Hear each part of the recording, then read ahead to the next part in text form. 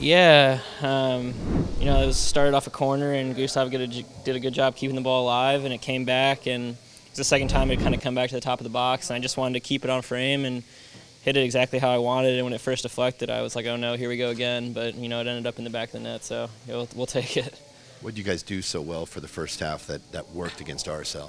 Yeah, controlled the tempo. There was times we got in behind Jordan. Did a really good job of making runs in behind, and we kind of mixed that up with also playing in front of their back four and keeping the ball. And then once we did turn it over, we got it right back well.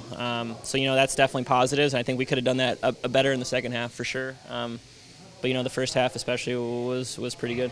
Seemed much more direct, also over the top and looking for Jordan Morris, and instead of 4 or 5 passes, that direct ball. Yeah, I think once you kind of establish that and do that well, like I said, it opens up spaces. For me, Clint, Nico to play in front. That was kind of something we wanted to do going in was try to make, at least in the first half, make an effort to get that ball in behind to Jordan, because that's one of his strengths and what he does so well.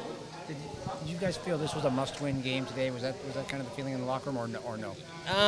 It's still the first, it's in the first half of the year, so I wouldn't say it was a must-win game. But that being said, it was important for us to kind of, turn momentum in the locker room. I think, it's easy to kind of, sulk and stuff when things, you think things keep going against you, and we're not putting our chances away and everything. So I think for us, to kind of get 3 points, even though we didn't play perfectly, to kind of get 3 points and go into that Portland game next week, it's a big, mental lift for us.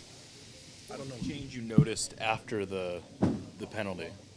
They got energized, I think, for sure. I think, that was, a point where, we were playing well. We were getting, Jordan did a good job getting behind. And, it's not just that. I think, we had other chances to kind of put the game away. And I think, if we get to 2-0, they're a little bit demoralized, but they kind of, felt like they had a second life, if you can say that. So, they brought guys on who were a little bit more direct, fast pace with the ball and taking shots. So I think, they did a good job the last 30 minutes putting us under pressure for sure.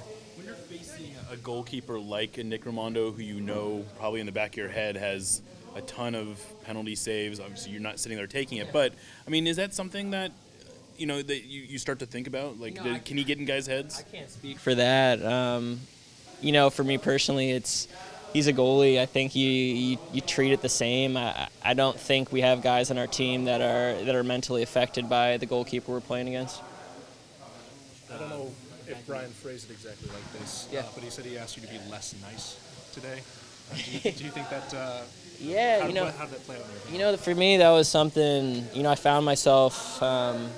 The last few games I played, being too deferential. I think for me that was something that, the last week or so I've made a conscious effort since the Chicago game of just saying, have belief in your own abilities, and you're playing with a bunch of really good players, but there's no need for me to be deferential on the field, and just being more aggressive. That's offensively, defensively, and I tried to make an effort to do that, and I think that's going to be something that's more conscious in my mind the rest of this year.